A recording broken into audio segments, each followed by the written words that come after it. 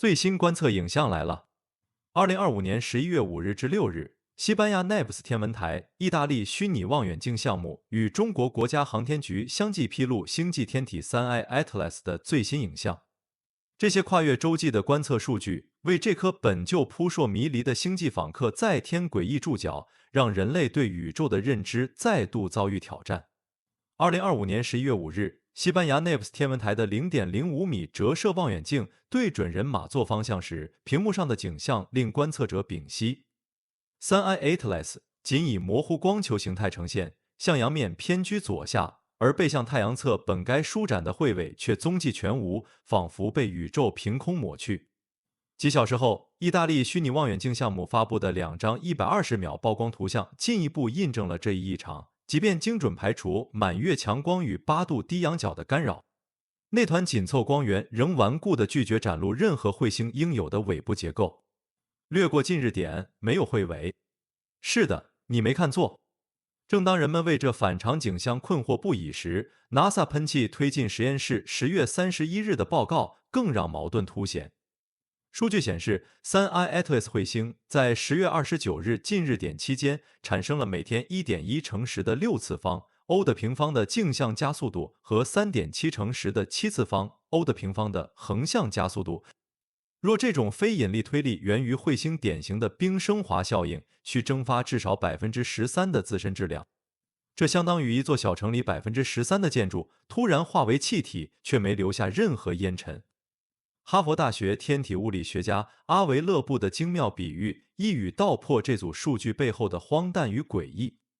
若将视线转向太阳系内的同类，这种反常更显刺眼。11月3日，同一台望远镜拍摄的莱蒙彗星 C2025A6 图像中，清晰的彗尾正笔直指向反太阳方向，完美契合太阳辐射压与太阳风作用的经典模型。而3I Atlas 的洁身自好，无疑是对天体物理学常识的公然颠覆。就在地面观测陷入迷雾之际，中国国家航天局于2025年11月6日带来了关键线索。当日披露的信息显示，10月初，在3I Atlas 掠过火星期间，天问1号在距其约3000万千米处成功捕获清晰图像，彗核与彗发的结构清晰可辨。这是目前为止人类对3I Atlas 最近距离的观测影像。天问1号是在火星轨道稳定运行超4年的老将，此次将高分辨率相机能力发挥到极限，首次实现对遥远暗弱天体的观测，不仅为研究3I Atlas 提供了宝贵数据，更给天问2号的小行星探测积累了关键经验。尽管图像呈现典型彗星特征，但科研人员并未急于确认其身份，仅透露正结合运动轨迹与成分痕迹展开深度研判。这颗引发全球热议的天体，其体格本身就足以颠覆人类对星际访客的认知。作为人类发现的第3颗星际天体，它的踪迹最早可追溯至2025年5月7日，零星系外行星巡天卫星 TESS 率先捕捉到它的身影。6月兹微机顺便设施 ZTF 跟进观测，最终由智利 Atlas 望远镜于7月1日正式确认命名。最新测算数据更令人震惊，其直径至少5公里，质量达330亿吨，是奥默默的100万倍，鲍里索夫的1000倍，堪称星际访客中的巨人。更令人惊叹的是，它的飞行姿态61公里每秒的闯入速度，远超奥默默的26公里每秒与鲍里索夫的32公里每秒。175度的轨道倾角使其近乎逆行穿越黄道面，这种与行星轨道对齐，在5度内的概率仅 0.2%。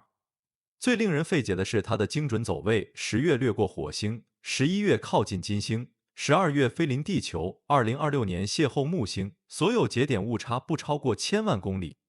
更刻意选择地球无法观测的时段通过近日点，这种轨迹微调的概率仅 0.005%。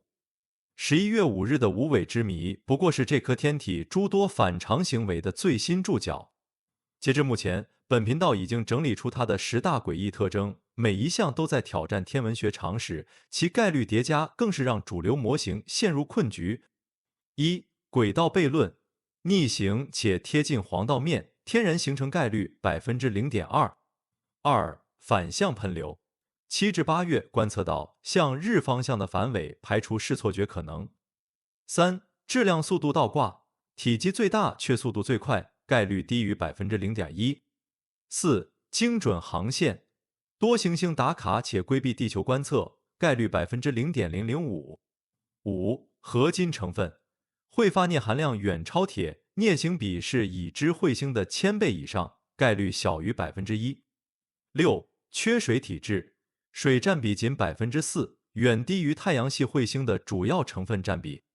7. 极端极化，负极化现象前所未有，概率小于 1%。8. 信号关联，来自蛙信号源9度范围内，该1977年射电信号因1420兆赫兹倾线频率被疑为智慧文明产物，可能性为 0.6%。9. 蓝光之谜，近日点亮度飙升速度远超已知彗星，且呈现比太阳更蓝的光谱。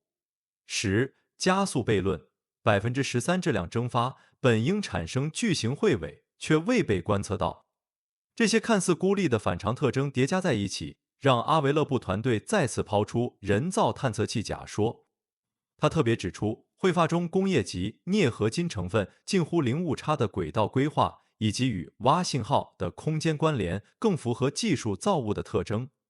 但主流科学界仍坚守自然解释的阵地，认为星际辐射侵蚀、母恒星系统特殊形成环境等未知因素，或许能为这些异常现象找到答案。面对这颗天体留下的层层谜团，人类的观测力量正悄然集结。尽管11月5日的地面观测留下诸多悬念，但更精密的设备已整装待发。哈勃太空望远镜计划于11月下旬启动高分辨率成像，其 2.4 米口径有望捕捉到地面设备遗漏的微小彗尾痕迹。詹姆斯韦伯太空望远镜则将聚焦彗发化学成分，验证镍铁比异常是否源于未知矿物结构。关键窗口在12月19日。虚拟望远镜项目负责人吉安·卢卡·马西这样认为，届时 Sun-i Atlas 将抵达距地球 1.8 天文单位的近地点，全球227家天文台已组建联合观测网络，准备捕捉这一关键时刻。NASA 的露西号探测器也紧急调整轨道，计划在12月获取其引力扰动数据，进一步测算质量与密度。这场观测盛宴的意义早已超越对单一天体身份的求证。Sun-i Atlas 携带的星际化学指纹二氧化碳与水8:1的罕见比例，仅 4% 的含水量，暗示它可能形成于母恒星的二氧化碳冰线区域。这为研究其他恒星系统的行星形成提供了不可多得的关键样本。而它在星际空间存活数百万年的能力，更刷新了人类对天体物质耐受性的认知边界。当我们透过望远镜凝视 Sun-i Atlas 那团模糊的光球，眼前浮现的或许不只是一颗穿行于星际的天体，更是宇宙投向人类认知边界的深邃叩问。它没有彗尾的沉默，反而比任何天文信号都更响亮。在已知与未知之间，在自然与智慧之间，仍横亘着广袤无垠的探索地带。12月的观测数据将为这场宇宙谜题带来初步答案。若哈勃发现隐藏的微型彗尾，可能证实其异常彗星的身份；若韦伯探测到人工同位素痕迹，或将改写人类与地外文明的相遇史。但无论结果如何， Sun-i Atlas 的到来已完成它的使命。它像一位严厉的导师，让我们猛然意识到，在银河系的星海中，人类仍只是刚刚学会提问的孩童。正如阿维勒布在最新论文中说道，当数据与理论冲突时，错的从来不是宇宙。这颗沉默的无尾访客正以最直接的方式邀请人类重新书写教科书上关于彗星的定义，也重新审视自己在宇宙中的位置。